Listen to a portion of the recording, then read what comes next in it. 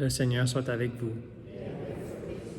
Évangile de Jésus-Christ selon saint Luc.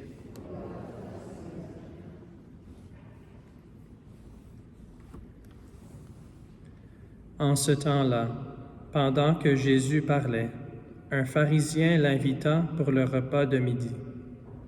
Jésus entra chez lui et prit place. Le pharisien fut étonné en voyant qu'il n'avait pas fait d'abord les ablutions précédant le repas.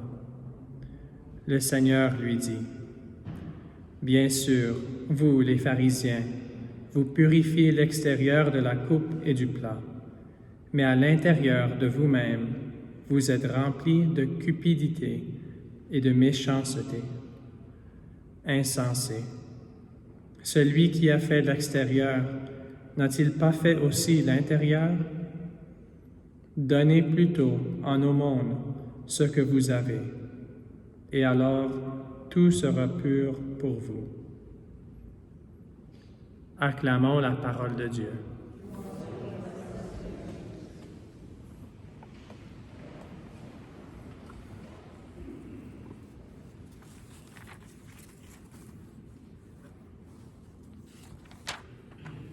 Mes frères et sœurs, le début de la première lecture qu'on a lue aujourd'hui, dans la lettre de Saint Paul aux Romains, il y a une très belle leçon pour nous. C'est, dans quelques versets, l'essentiel de l'Évangile. C'est quelque chose qui est tellement important qu'on devrait peut-être le mémoriser. C'est une des sections du Nouveau Testament les plus importantes. C'est le premier chapitre, versets 16 et 17. Je vais la relire, ensuite je vais expliquer qu'est-ce que Saint Paul nous dit. Il dit: « Frères, je n'ai pas honte de l'Évangile, car il est puissance de Dieu pour le salut de quiconque est devenu croyant, le juif d'abord et le païen. Dans cet Évangile se révèle la justice donnée par Dieu, celle qui vient de la foi et conduit à la foi. » Ça, c'est l'essentiel de l'Évangile.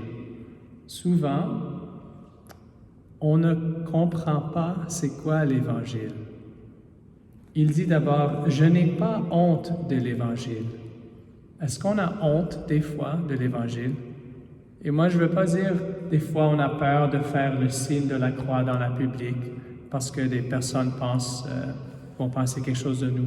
Non, avoir honte de l'Évangile, c'est ne pas savoir que chaque personne, chaque homme et femme créé dans l'image de Dieu a besoin d'entendre l'Évangile, la bonne nouvelle. On a honte des fois parce qu'on pense: l'Évangile, ça va être un fardeau, ça va être quelque chose d'additionnel pour ces personnes. Peut-être ça fonctionne pour moi. Moi, j'aime aller à l'église, j'aime prier, mais j'ai honte, j'ai peur de parler avec les autres parce que je ne crois pas vraiment que l'Évangile, ça va leur libérer. Ça, c'est ce que Saint Paul essaie de dire. Lui, il n'a pas honte parce qu'il est tellement convaincu dans son cœur que chaque personne a besoin d'entendre l'Évangile, parce que l'Évangile, c'est l'opposé d'un fardeau. Si quelqu'un ne croit pas en Jésus, c'est lui ou elle qui porte ce fardeau. Ce n'est pas quelque chose d'additionnel qui rend notre vie plus difficile. Et avec cette difficulté, des fois, on a des moments de joie et à la fin, on va aller au ciel.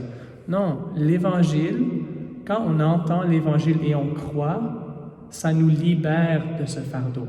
Est-ce qu'on croit vraiment cela, que notre foi nous libère du fardeau de ne pas croire? Je vais continuer. Il dit que l'Évangile, c'est la puissance de Dieu, c'est de briser ce fardeau pour le salut de quiconque est devenu croyant, le juif d'abord et le païen. Alors il y a deux extrêmes que l'Évangile vient nous libérer. C'est le moyen d'or entre ces deux extrêmes. D'abord, le juif représente quelqu'un qui croit en Dieu, mais qui pense que par ses travaux, son effort, ses prières, sa justice, il va être vu d'une manière acceptable par Dieu. C'est comme ça qu'on a entendu dans l'Évangile. Ces pharisiens, ils pensent, OK, si je lave mes mains parfaitement, je vais être assuré que je ne vais pas manger quelque chose d'impur. Jésus vient nous libérer. Comment? Il nous dit qu'on n'a pas de justice en nous-mêmes. L'Évangile, c'est ça. C'est de savoir que moi, je suis complètement pauvre, complètement injuste. Je n'ai rien de bon en moi tout seul. Mais c'est lui, Jésus, qui est venu me donner sa justice pour ceux qui croient en lui. C'est d'être libéré. Le Juif, ça représente tous ceux qui pensent, OK, par mon travail, moi, je vais aller au ciel. Quand je deviens parfait, le Seigneur va m'aimer. Non, l'Évangile se dit, non, tu ne vas jamais être parfait. Toi-même, tu es imparfait, tu es pauvre. Mais Jésus te donne sa perfection. Ça nous libère de l'idée que beaucoup de chrétiens même ont, de beaucoup de catholiques. Je vais être bien si je fais de bonnes choses. Non, l'Évangile, c'est accepter ce don de justice de Dieu et par amour, je vais aimer Dieu et mon prochain. Je suis tellement reconnaissant que Jésus m'a sauvé que je vais aimer. C'est pas, OK, si je fais de bonnes choses, je vais aller au ciel. L'autre extrême, c'est le païen. Ceux qu'on a entendu le reste de la première lecture, ceux qui croient, oh, Dieu n'existe pas. Ils vont échanger l'image de Dieu pour les reptiles, pour la création. Peut-être qu'il n'y a pas beaucoup d'idolâtres ici dans notre pays qui vont vraiment avec des idoles, mais l'homme est un être spirituel. C'est impossible que quelqu'un est vraiment athée.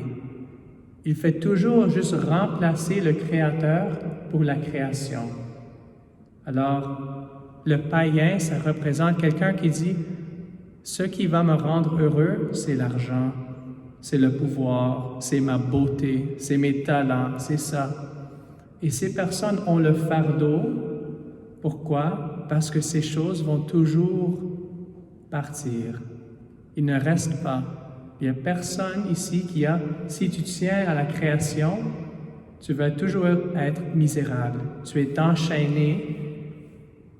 Et c'est ça que l'Évangile vient nous libérer. Alors j'espère qu'on comprend maintenant que notre foi dans Jésus-Christ, notre Évangile, que nous, si on comprend vraiment qu'est-ce que Jésus nous a fait, c'est pas quelque chose d'additionnel à notre vie. Ça nous libère de croire qu'on doit faire de bonnes choses pour aller au ciel ou rester attaché à la création et être misérable à la fin de nos jours. Par amour à ce que Jésus nous a fait, c'est ensuite qu'on fait de bonnes actions. Alors on vit par la foi et la foi, ça nous mène à l'amour. Alors si on est convaincu de ce que Jésus nous a fait, on peut lui rendre grâce. On vient de célébrer hier l'action de grâce et à chaque messe, on célèbre encore les bonnes choses qu'il a fait pour nous.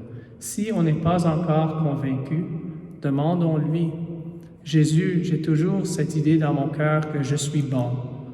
Je ne suis pas une mauvaise personne et je suis bon, je suis digne d'amour et je dois aller au ciel maintenant. Jésus, donne-moi cette croyance que moi, je suis complètement pauvre et toi, tu es le seul qui m'a aimé parfaitement. Avec cela, ça va changer notre vie. Demandons au Seigneur cette grâce aujourd'hui dans l'Eucharistie.